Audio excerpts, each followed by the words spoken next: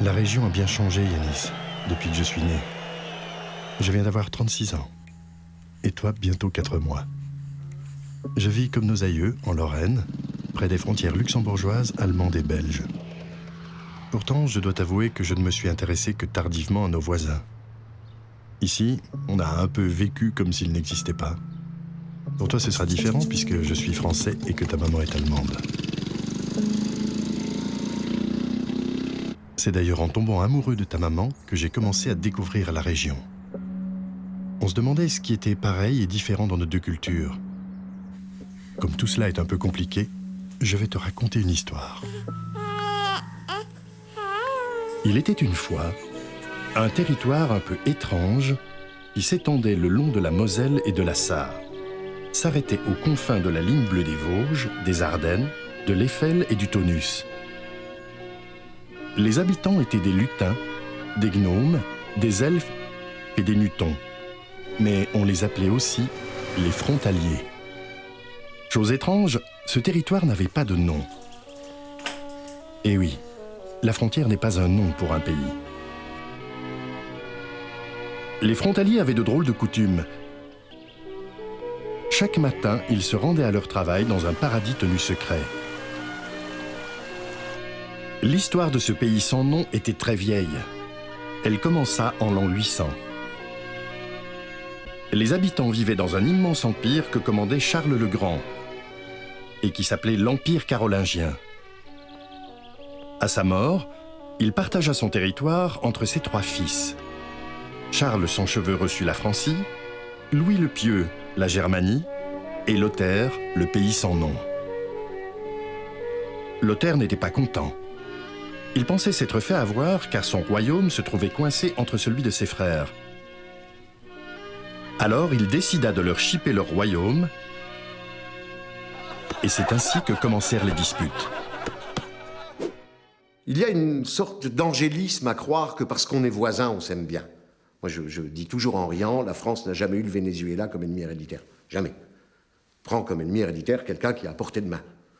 Et donc, souvent, c'est avec son voisin qu'on fait le plus souvent la guerre. 1000 ans passèrent, et le pays sans nom n'avait toujours pas de nom. 1000 ans, c'est long, et ce n'est pas commun, car tout ce qui nous entoure a un nom. Les plantes, les animaux, les objets, et bien sûr les êtres humains. Mais pas ce territoire. En fait, les habitants étaient tellement occupés par leur travail qu'ils n'avaient pas pris le temps de lui donner un nom. Il faut dire que la culture des champs, l'élevage du bétail et les vendanges occupaient toute leur journée. Chacun se demandait comment peut-on dire d'où l'on vient si on n'a pas de nom. Alors, un chef nuton eut une idée. Nous n'avons qu'à organiser un grand concours pour trouver le nom de notre territoire. Chacun proposait son nom en étant persuadé qu'il était le meilleur, le plus juste et le plus beau. Mais comme les noms choisis ne plaisaient à personne, le problème restait entier.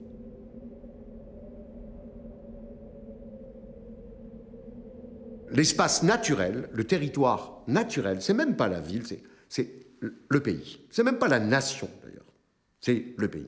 Et je dis souvent, un Toulousain apparaît comme beaucoup plus proche à un Messin qu'un Luxembourgeois qui n'est qu'à 50 km de chez lui, et avec lequel il a partagé énormément de choses. Histoire commune, douleur, tragédie, travail, immigration. On est évidemment beaucoup plus proche. Un Longovicien et un type d'Esch-sur-Alzette, quoi. Ils ont vécu à peu près les mêmes choses. Pourtant, il y a la nation, l'État, la langue, qui font qu'on ne se pose même pas la question de cette entité-là. Un chef lutin proposa « Puisque nous n'arrivons pas à nous mettre d'accord, que le plus fort d'entre nous choisisse. » Alors, du nord au sud et de l'est à l'ouest, gnomes, elfes, lutins et nutons arrivèrent en force pour défendre leur nom. L'ambiance était très tendue. « Moi, je suis le plus fort !»« Mais non, c'est moi le plus fort !»« Mais non, enfin, tout le monde sait que c'est moi le plus fort !» Rien à faire. On n'arrivait pas à se mettre d'accord et l'on en vint à se battre. Als wir von Hause sind gegangen, schau ich ich mich noch einmal herum. Adieu, jetzt Vater und Mutter, weiß Gott, wann ich wieder heimkomm. Und als wir nach Vorwachen gekommen, bei Polen wird kehren wir ein. Es mag keiner mehr essen und trinken, es mag keiner mehr lustig sein.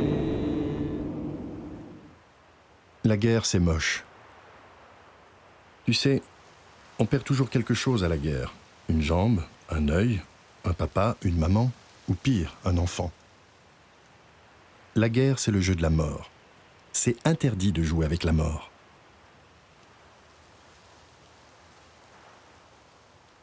Les nazis étaient des Allemands. C'était, pour moi, des nazis. Il se trouve que c'était des Allemands. Je préfère que les jeunes se souviennent que c'était des nazis. Ça, c'est grave. Ça, c'est important. Ma foi, qu'on oublie qu'il y avait une prétendue rivalité héréditaire, c'est tant mieux. Par chance, je n'ai pas connu la guerre, mais pour tes grands-parents et surtout mes grands-parents, l'histoire était plus douloureuse. À cause de tous ces morts, le peuple était en peine.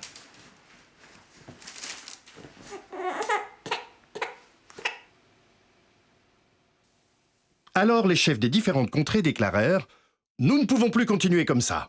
Il est temps de trouver une solution.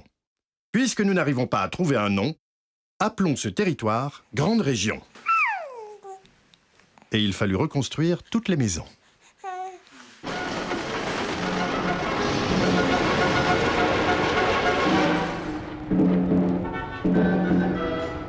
Et voilà qu'avec la Grande Région, on prétend pouvoir créer une nouvelle entité, avec donc 5 régions, 4 pays, 3 langues, des pays qui ont été des ennemis, il n'y a pas très très longtemps, des pays qui ensuite ont quelque chose en commun, c'est qu'ils sont tous des membres fondateurs de l'Union européenne.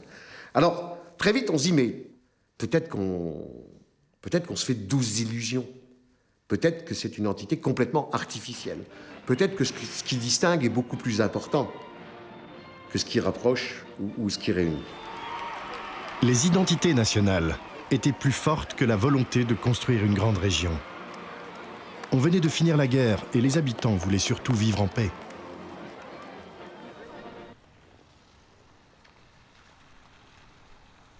Vorher muss ich zugeben, hat mir das Wort Großregion gar nicht so viel gesagt. Salor Lux, ja. Großregion hätte ich wahrscheinlich gar nicht genau sagen können, was gehört alles dazu. Ich identifiziere mich schon sehr stark mit der Region. Also nicht unbedingt mit Deutschland, sondern ich bin sehr regionalpatriotisch, sage ich mal. Und dazu gehört irgendwie auch Lothringen, dazu gehört irgendwie auch Luxemburg. Von daher fühle ich mich gar nicht jetzt so deutsch, sondern ich fühle mich regional zugehörig und ja, erfreue mich trotzdem an meiner deutschen Art. Moi, j'ai eu un ami qui était un élu lorrain. Pour lui, il aimait bien sa ville, mais elle était tout en haut à droite de la carte, là, coincée.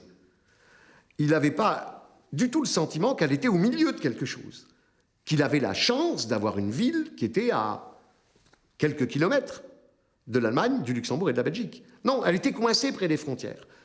Et tant qu'on a eu cette mentalité-là, il était forcément très difficile d'envisager un espace de coopération transnationale qui ne respecte ni les frontières reconnues, ni d'anciennes frontières. C'est pas non plus l'ancien duché de Luxembourg, hein.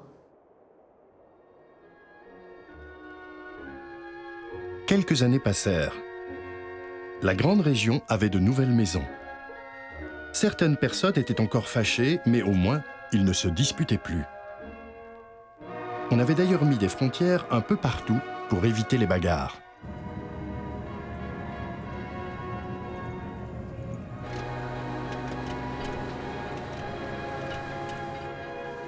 Comme dans Blanche-Neige et les Sept Nains, lutins, gnomes, elfes et nutons travaillaient à la mine.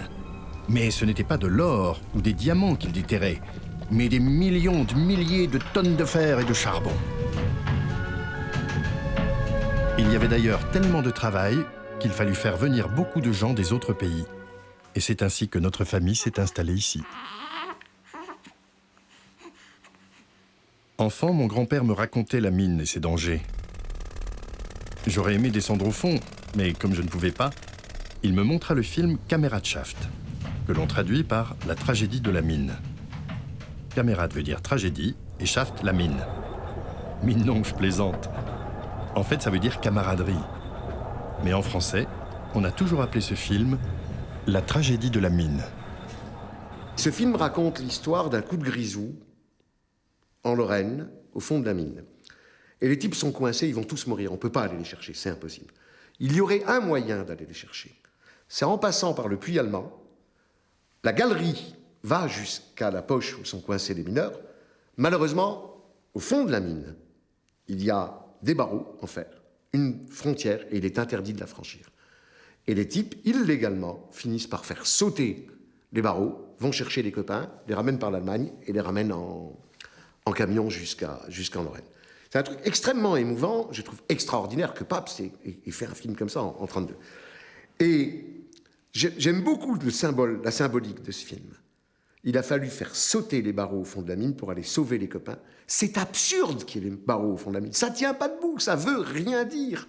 Et pourtant, c'était la réalité. C'est ces barreaux-là qu'il importe de faire sauter, je crois. Les mineurs se rassemblaient chaque 4 décembre pour organiser une grande procession en hommage à la Sainte-Barbe. De Wallonie en Sarre, du Luxembourg en Rhénanie et même en passant par la Lorraine, les mineurs vivaient sous sa protection. Sainte-Barbe aidait aussi un vieux lutin qui s'appelait Robert Schumann.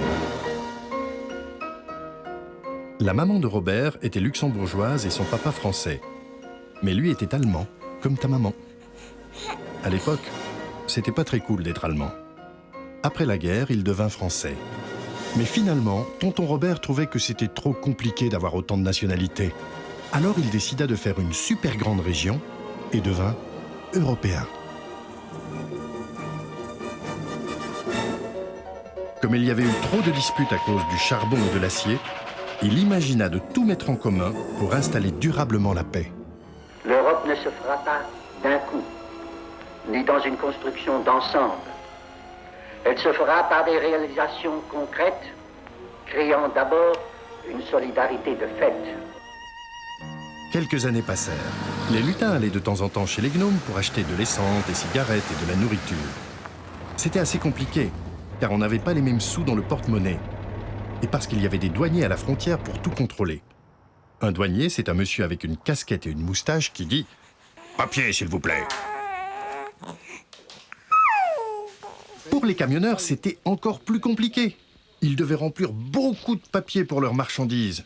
Et ça les mettait en colère, parce qu'ils perdaient beaucoup trop de temps. Mais les transporteurs belges et les transporteurs français, on est tous dans le même wagon, tous, c'est pareil. Au bout d'un moment, les camions en ont eu marre. Et ils décidèrent de faire la grève. Les douaniers n'étaient pas d'accord. Alors ils firent la grève aussi. Au final, tout était bloqué. Et les grands chefs de la super grande région durent encore trouver une solution. Ils allèrent sur un bateau et déclarèrent « Ça ne peut plus continuer comme ça. Puisque vous n'arrivez pas à vous mettre d'accord, nous enlèverons toutes les frontières. » Et c'est ainsi qu'ils signèrent les accords de Schengen et que l'on reprit les affaires avec nos voisins.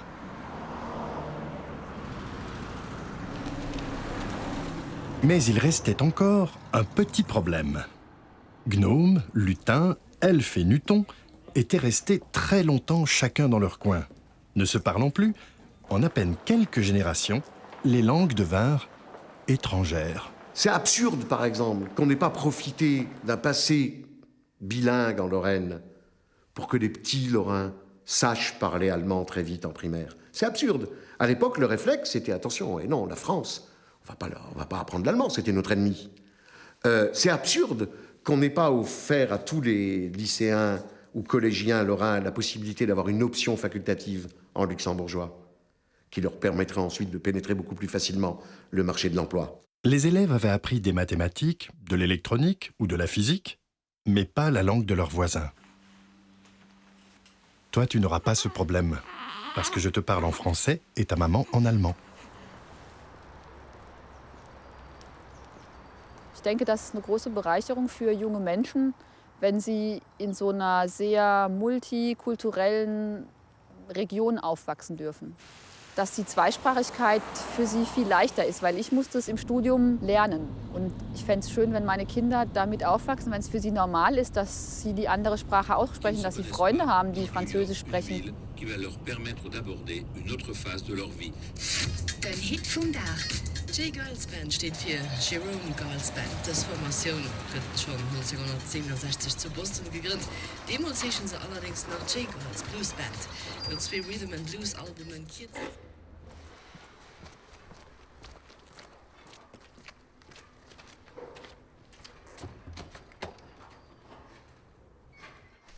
Jo, Celia, willst du das lesen? Donnerstag, dann 28 Januar. Je suis professeur des écoles. Je suis, pour ainsi dire, détaché pour enseigner le luxembourgeois langue et culture régionale en tant que maître itinérant. Wie wohnt nachts mundlich? Wie viel wohnen zu mundlich? Wie viel? Le luxembourgeois, c'est la langue des peuples francs, donc qui est déclinée en différents dialectes, mais il se trouve que ce dialecte-là est en même temps langue nationale. Alors c'est un véritable casse-tête géolinguistique. Amélie, ich wohne zu mundlich. Wie geht es, Amélie? Gut, und du? Schlecht, ist sie krank, ich bin Kopfweh. Oh, ein Mädchen. Du hast Schokolade? Oh, jo, merci, Eddie. C'est un élément vivant, une espèce de ciment intergénérationnel. Et ça, c'est très très intéressant parce que c'est quelque chose qu'on n'a pas, on l'a pas avec l'allemand, on l'a pas avec l'anglais. Et là, on a des apports qui nous permettent aussi de construire cet enseignement. Ich kann die Geschichte, das Gedicht vom Kropemann zählen. Ja? Maxime, kannst du... Wat mischt an de Wasser dran, lauet mat de Kropestein, bis sie könnten jups gefallen. La demande, elle existe depuis le début des années 80. Malheureusement, elle a été suivie des faits qu'au début du 3e millénaire. Et ça, c'est un petit peu dommage, on a laissé passer une génération. Les familles étaient toujours demandeuses. Avant, elles étaient demandeuses parce que c'était des familles de la région qui voulaient que l'identité de leur région soit respectée. Maintenant, la demande, elle émane surtout de familles dont 1 ou 2 parents travaillent au Luxembourg. Et ces gens-là, ça leur permet en même temps de donner du sens à leur présence ici. Ils sont arrivés parce qu'ils ont trouvé un boulot au Luxembourg. Et en même temps de s'implanter dans la région.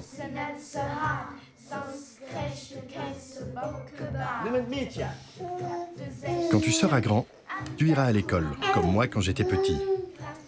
Ta maman allait à l'école allemande. C'est pour ça qu'elle parle l'allemand et aussi l'anglais. Il y avait aussi une école luxembourgeoise où l'on apprenait toutes les langues. Et une école belge où l'on apprenait le belge. Moi, j'étais à l'école française. Papillon blanc sur le trait mouillé et les blés tremblants en battant des ailes. À l'école française, on n'aimait pas les cours d'allemand parce qu'on trouvait ça moche. On ne parlait pas non plus le luxembourgeois d'ailleurs.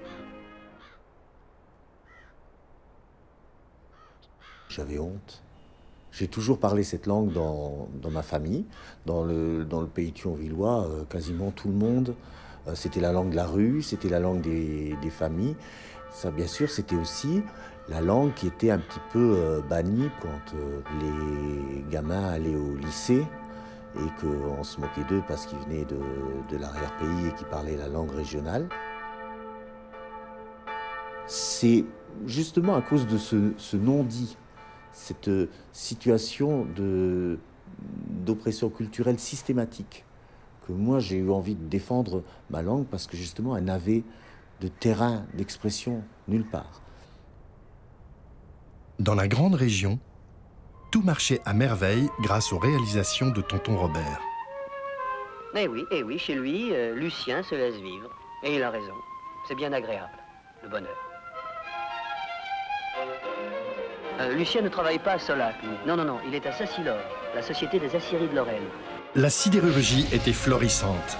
L'acier comme l'argent coulait à flot.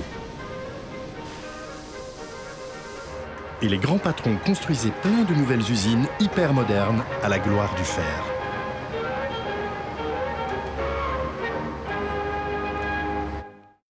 La grande région s'est construite autour de la sidérurgie et des ressources du sous-sol. C'est ça qui, à un moment donné, a fait que cette grande région, elle a eu une culture commune tout au long du XXe siècle, à la fin du XIXe, à la fin du XXe siècle. C'est là qu'il y a eu effectivement la construction d'une identité. Les hauts fourneaux, tels les moulins de Don Quichotte, dominaient les vallées. Les ouvriers, fiers de leur métier, domptaient ces monstres d'acier. C'était l'époque du plein emploi et du confort de la vie moderne. Grâce à leur salaire, les ouvriers pouvaient s'offrir une grande télévision, un bel aspirateur ou un gros frigo. Et avec leurs congés payés, ils prenaient du bon temps sur les berges de la Moselle.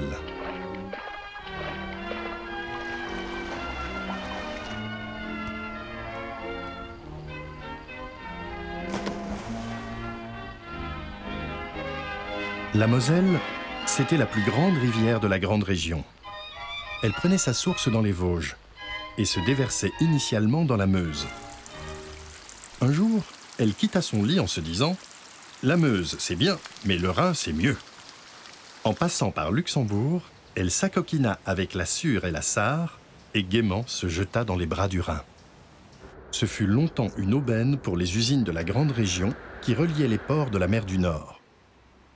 Mais comme les grands patrons voulaient transporter toujours plus de fer, la Moselle était devenue trop petite. Nous allons créer un grand canal pour transporter toutes nos marchandises par bateau. Et c'est ainsi que l'on canalisa la Moselle. Pour la première fois, les lutins, les gnomes, les elfes et les nutons travaillaient main dans la main.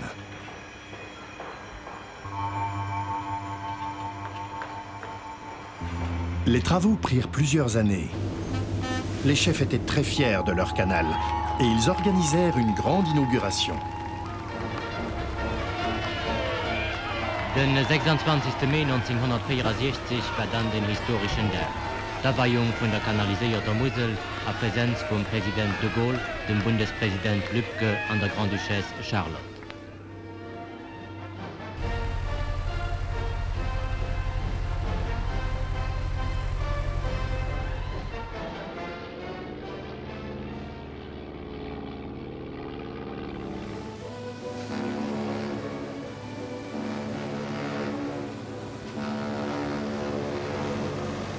Mais c'était trop beau pour durer. C'était même couru d'avance. Les grands patrons, qui voulaient toujours gagner plus d'argent, décidèrent d'acheter le minerai de fer ailleurs. Le minerai qui a été chargé sur les wagons arrive en même temps que le coke, qui est importé de l'étranger, à l'usine. Ils déclarèrent « Les mines, c'est fini ». Et c'est ainsi que toutes les mines ont été fermées. Les mineurs n'étaient pas d'accord, parce qu'ils ne voulaient pas devenir pauvres. Ils se mirent en grève et organisèrent de grandes manifestations.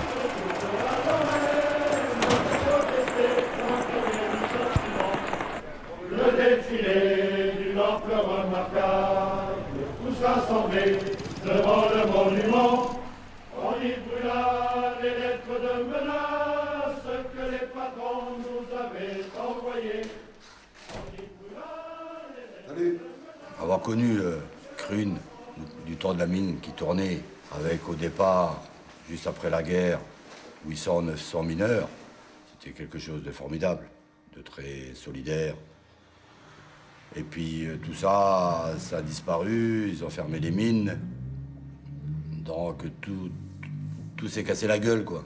Voilà, les centres d'apprentissage, les clubs sportifs, toute cette vie associative qui tournait autour de la mine, on a enlevé l'identité de ces pays, de ces communes, de ces gens. Et ça, c'est regrettable. La Grande Région, c'est un processus qui a duré très longtemps, qui est peut-être en cours maintenant, mais en tout cas dont on peut situer l'origine précise à l'année 1969.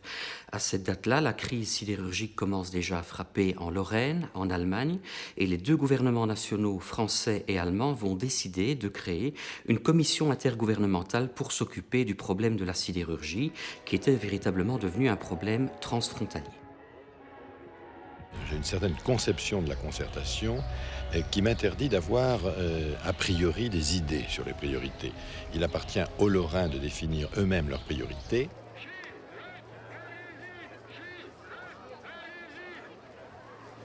On nous a menti, bon, tous ils nous ont menti, hein, que ce soit la droite et la gauche, parce que moi j'ai pas peur de le dire. Quand Mitterrand il est venu, alors oui, il a dit on démontera plus un boulon ici. Tu regardes ce qu'il reste, il reste plus rien.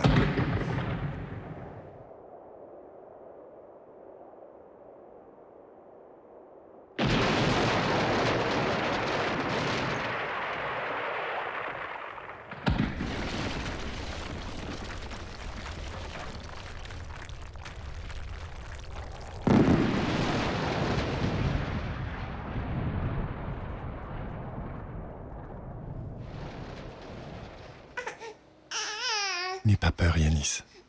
C'est fini. Ils sont partis, les grands méchants loups. J'ai une identité de sidérurgiste que je ne perdrai jamais.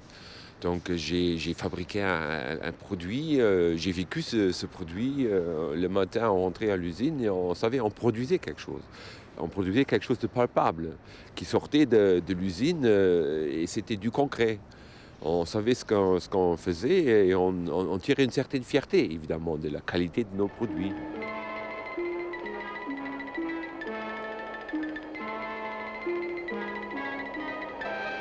Aujourd'hui, le charbon et l'acier ne font plus vivre la Grande Région. C'est une époque révolue. Mais à la place, on a mis des friches, des supermarchés, un parc d'attractions et des musées. Ça fait bizarre, effectivement, quand on revient sur le site et on remarque que, bon, maintenant, c'est un musée. Maintenant, ça n'existe plus dans la forme qu'on l'a connue. Dans l'endroit où je suis installé actuellement, où je regarde et voilà, j'ai travaillé là et c'est fini.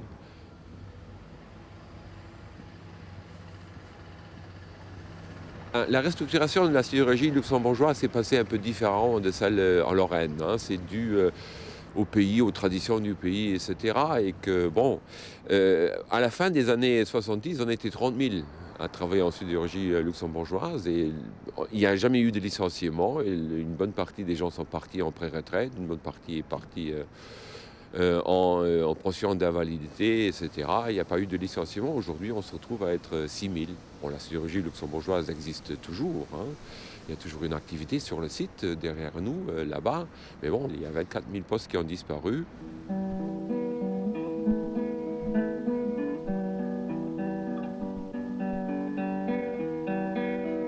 À cause de la crise sidérurgique, lutins, gnomes, elfes et nutons par milliers devenaient pauvres, car ils n'avaient plus de travail.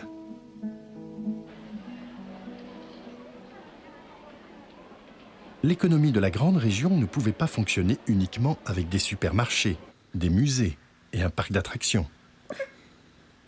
Heureusement, un des chefs de la Grande Région eut une idée. C'était Pierre Werner, le chef des gnomes. Il avait été banquier dans sa jeunesse. Tonton Pierre déclara « Nous remplacerons toutes les usines par des banques. Comme ça, voyez-vous, nous aurons plus de sous dans nos coffres. Et du travail pour tous les gens de la Grande Région. » Au début, personne ne voulait le croire. Mais grâce au secret bancaire, il y eut beaucoup de banques qui s'installèrent au centre de la Grande Région. Une banque, c'est une caverne d'Ali Baba dont les 140 banquiers font de l'argent avec de l'argent. Ils embauchèrent des milliers de gnomes, de lutins, d'elfes et de nutons au chômage, et c'est ainsi que le travail frontalier s'est développé. Dans les créations d'entreprises luxembourgeoises, par exemple, un tiers des créateurs sont des Français, un autre tiers sont des Allemands, et c'est seulement le troisième tiers qui est constitué de luxembourgeois. Donc on voit bien que là, la réalité économique s'impose. Les gens n'ont pas attendu, ni les citoyens, ni les entreprises n'ont pas attendu que les politiques structurent définitivement cette grande région. Ils ont voté, j'allais dire, avec leurs pieds, avec leurs voitures et avec leurs intérêts économiques.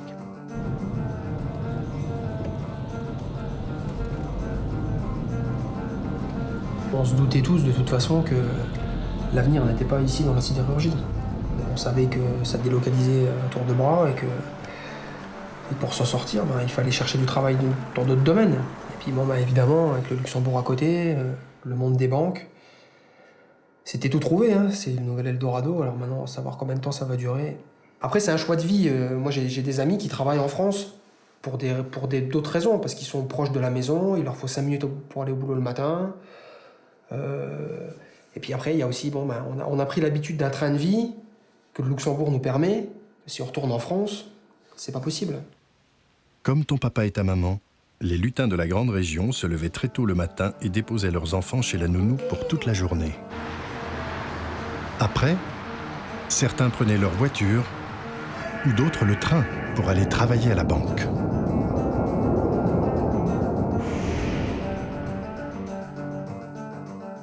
Tous ces travailleurs frontaliers qui vont au Luxembourg reviennent chez eux le soir avec en poche un salaire bien plus supérieur qu'à ceux de leurs voisins qui travaillent en Belgique, en France ou en Allemagne.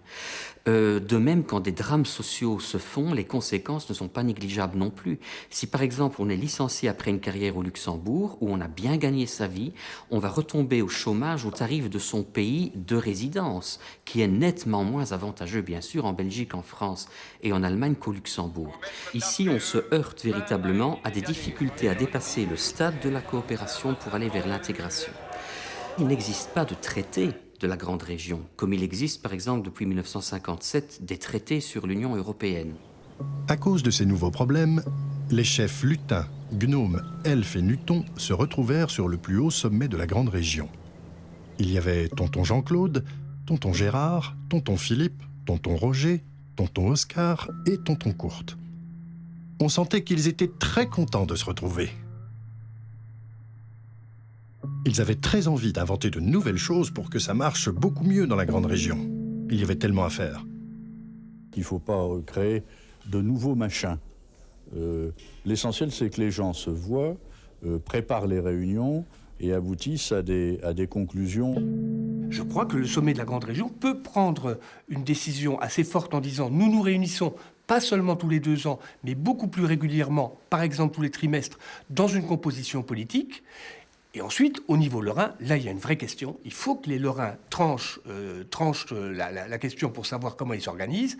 Et là, il n'y a pas 150 solutions. Ou c'est le président de la région qui prend la main et qui est le représentant des autres collectivités et de l'État dans le cadre de la grande région, ou c'est l'État qui se substitue aux collectivités locales et qui nomme un représentant qui va coordonner les affaires. Mais tant qu'on n'aura pas réglé cette question-là au niveau lorrain, on progressera très difficilement et on fera des sommets qui ont lieu tous les 2 ans, de sympathiques rencontres où on progresse un petit peu, mais où on n'avance pas véritablement. Pour les syndicats luxembourgeois, il était important de recruter au sein de ces travailleurs frontaliers. Et on a acheté des bureaux en France, où on accueille les gens, où on donne des conseils, etc. On a des gens spécialisés dans ces questions-là. Assez souvent, ce sont effectivement, en même temps, ce sont eux-mêmes des travailleurs frontaliers, donc ils connaissent parfaitement la réalité française du terrain et la réalité luxembourgeoise. Et là, on essaye, en cas de problème, de les conseiller et de les aider en cas de problèmes spécifiques frontaliers. Les États-Unis mènent 1-0 face à la France, les écoles. C'est 72 000 Lorrains qui tous les jours vont au Luxembourg. C'est un immense espace transfrontalier. C'est aujourd'hui l'endroit où il y a le plus de frontaliers en Europe. C'est-à-dire que c'est chaque jour, quand un frontalier traverse une frontière dans l'espace européen, il a une chance sur 3 de le faire avec la frontière luxembourgeoise.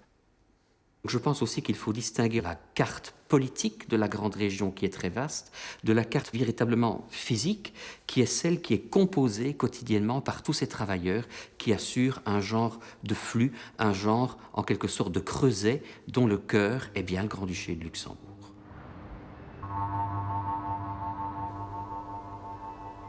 Pour loger tous les lutins, les gnomes, les elfes et les nutons, il fallut construire de grands lotissements le long de l'autoroute et de la frontière. On fit venir des grues pour urbaniser les campagnes. Rurbaniser, c'est quand on transforme la campagne en ville.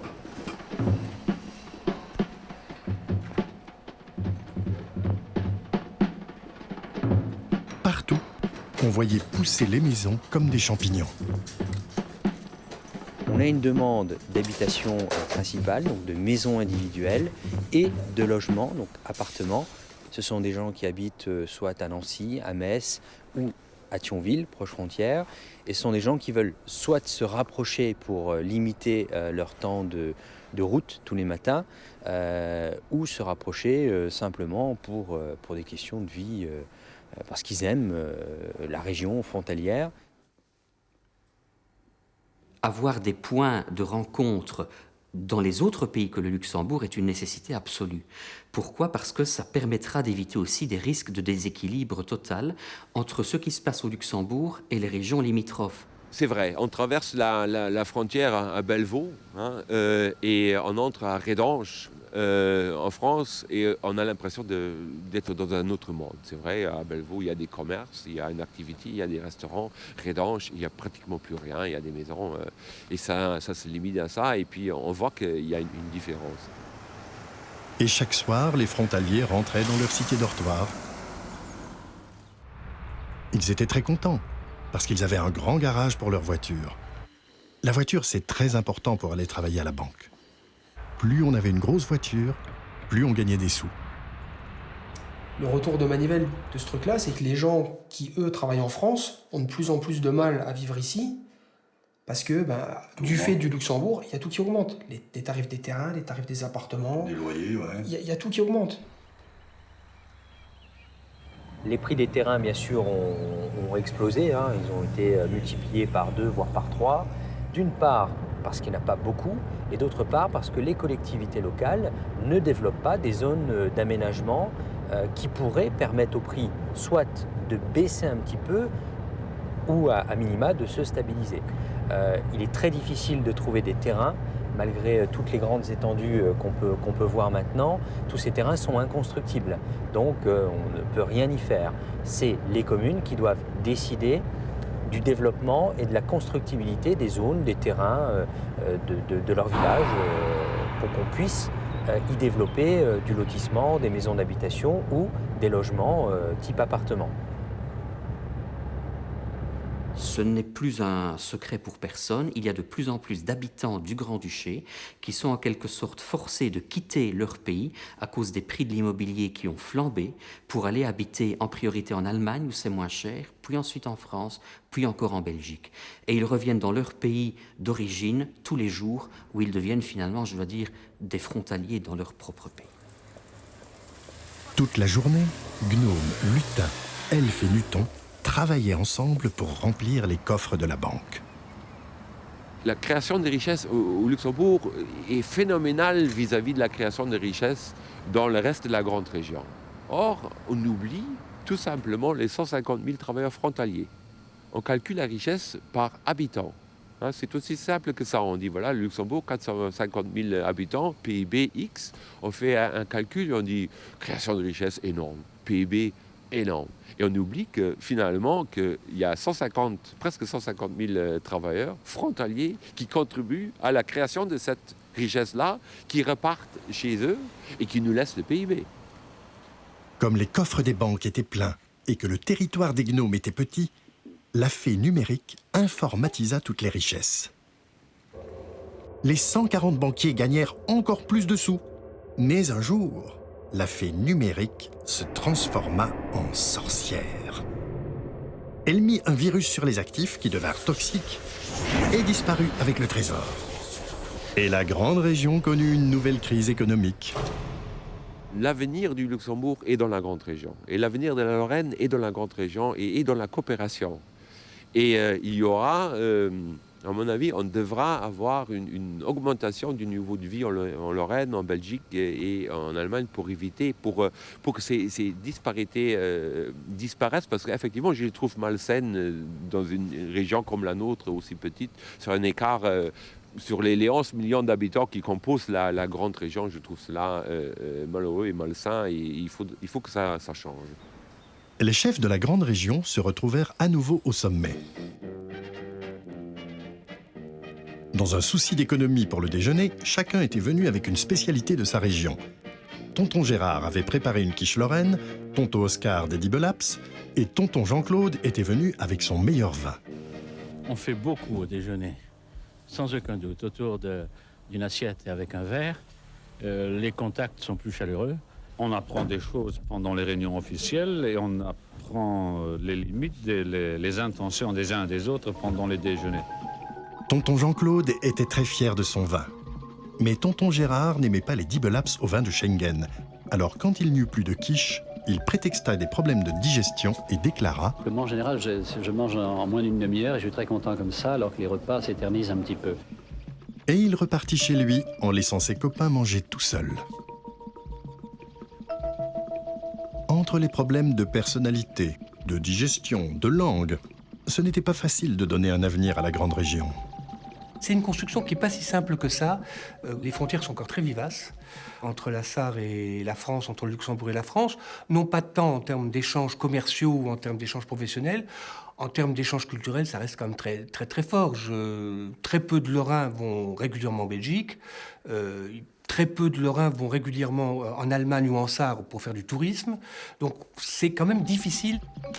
Tonton Jean-Claude proposa « Nous allons demander aux artistes de la grande région de célébrer la majesté des forêts, le grand cerf bleu. » C'est ainsi que la grande région devint capitale européenne de la culture.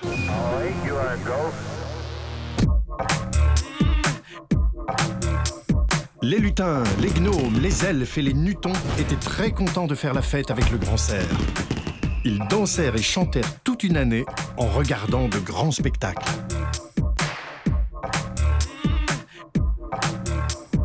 Je pense que si on veut créer dans une ville ou dans une région, avec la culture, des sentiments identitaires communs, il faut que ce soit à la base que ça commence et pas par une approche où on crée une grande région avec un cerf bleu ou un lion rouge et puis on dit ça c'est votre nouvelle identité. Je pense qu'il faut toujours commencer le travail par la base et ça c'est vraiment plus difficile que faire un événement ponctuel pendant une année. Un beau matin, le grand cerf disparut comme il était venu, laissant les saltimbanques se remettre au travail.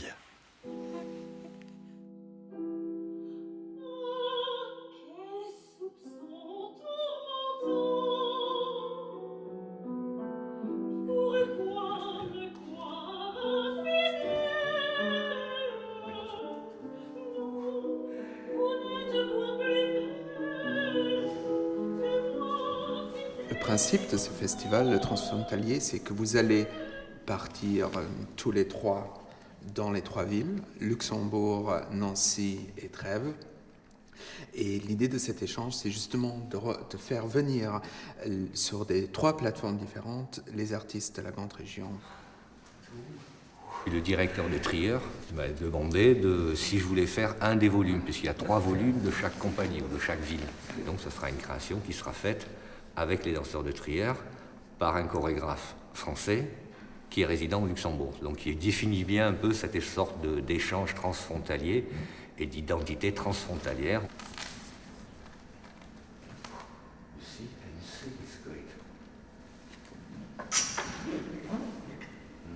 Je pense que les créateurs, je pense que les travailleurs culturels ont naturellement l'envie, le désir de travailler ensemble.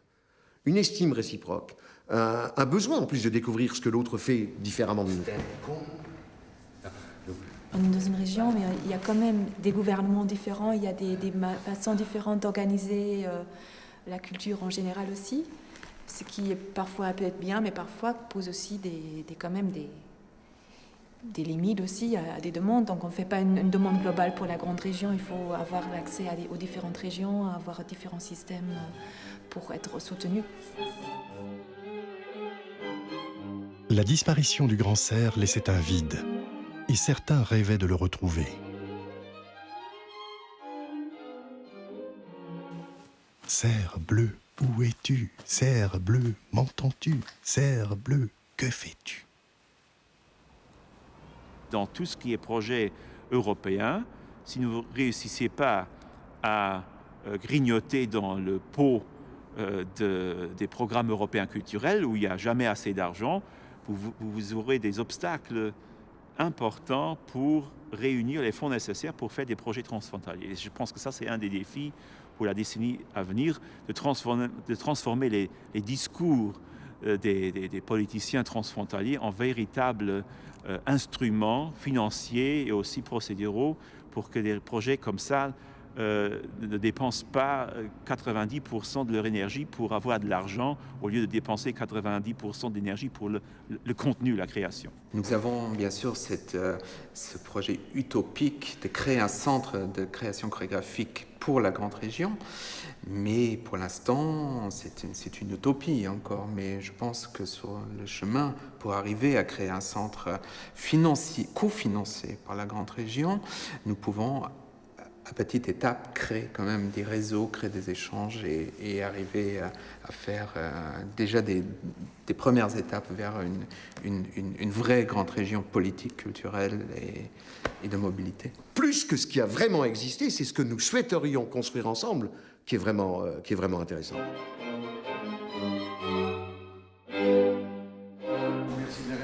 Pour attirer le grand cerf, les bardes rassemblèrent les jeunes troubadours des différentes contrées pour un grand concert.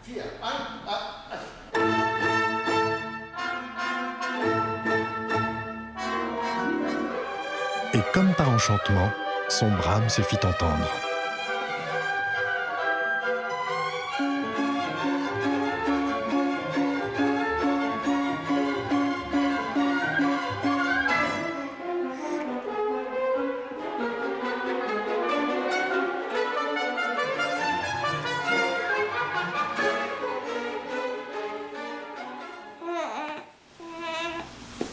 On racontait que le cerf bleu se cachait sur le campus de l'université de la grande région. Weißt du, diese Linke, man versteht überhaupt nicht, dass es Universität gibt. Ja, und Noemi meinte auch, es würde eher die Personen, also es würde eher aussehen, als ob die Personen eingesperrt sind, anstatt, also die Idee ist ja, sie werden alle verbunden mit dem grünen Faden.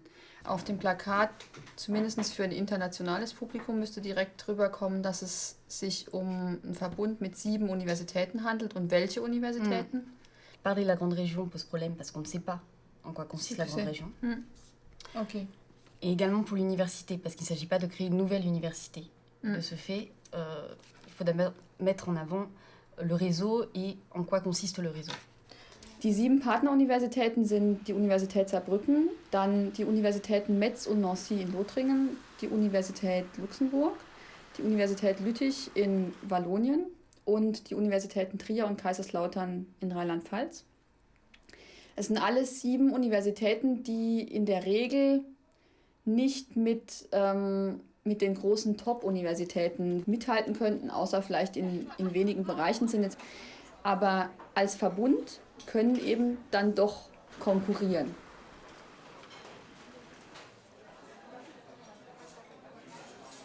Grenzüberschreitend studieren, das könnte für einen Student bedeuten, er ist hier in Saarbrücken eingeschrieben, ganz normal, Student der Uni des Saarlandes. Er hat aber die Möglichkeit, an jeder anderen Partneruniversität Kurse zu besuchen. Und am Ende kommt er heraus, hat einen grenzüberschreitenden Studienabschluss, hat Sprachkenntnisse in Französisch und in Deutsch und hat vor allem, was sehr wichtig ist, diese interkulturelle Kompetenz erlernt, die ihm einen sehr großen Vorteil auf dem Arbeitsmarkt bringen wird. Certains étudiants affirmaient le rencontrer, ce qui laissait à penser que le cerf bleu n'apparaissait que sous certaines conditions. Pour avoir l'honneur de le voir, il fallait s'engager sur les sentiers des échanges culturels. Francisco Sauer, il était venu voir des gens en plusieurs lieux en France parce qu'il voulait faire quelque chose. Et puis les gens disent oui, on va faire un projet, on va en parler, on va réfléchir. Blablabla. Et moi tout de suite j'ai dit bon, on ne fait pas un projet ambitieux, on ne demande rien à personne. Moi j'ai des étudiants en logistique, secteur tertiaire. Toi, tu as des étudiants qui se préparent à devenir ingénieurs, secteur secondaire. Hein. On les fait se rencontrer et puis on fait un jeu de rôle, quelque chose. Nous avons 26 rôles à avoir. Et dans un grand groupe, il faudrait que ce soit mélangé par provenance. Wo kommen Sie her? Aus dem Saarland. Un Allemand. Après Roumanie. Allemand. Et Si on veut construire un monde de paix, eh ben, il faut faire de petites choses. Il faut accepter nos différences, il faut de la patience, pas avoir des projets trop élevés, pas les grandes idées, parce que les grandes idées, tout le monde est d'accord. Tout le monde est d'accord avec les grandes idées, c'est facile. Vous êtes pour la démocratie, moi aussi, la liberté, oui, d'accord. Mais quand il s'agit de la vie quotidienne, ben, c'est très important de faire de petites choses. Et si vous habitez ici, ben, c'est triste de ne pas aller un petit peu au-devant des autres. C'est pas les politiques, c'est pas les administratifs, c'est pas les traités qui vont faire qu'il y aura le développement d'une identité culturelle de cette région. Qu'ils fassent ce qui est finalement le rôle ingrat du politique. C'est pour moi, le politique doit donner au créateur les verges pour qu'il le batte. Donc, qu'il nous donne la possibilité, la liberté de travailler ensemble. J'arrive à la fin de mon histoire, Yanis. Tu es encore trop petit pour te demander quel sera l'avenir de la grande région.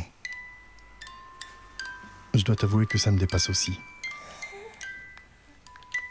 La grande région est déjà vieille. Elle a juste besoin qu'on la visite, qu'on la raconte dans toutes ses langues, en chansons, en danse et en éclats de rire. De toute façon, nous ne voulons pas que cette histoire s'arrête et meure. Elle est ce que nous avons de mieux à offrir à nos destins de frontaliers.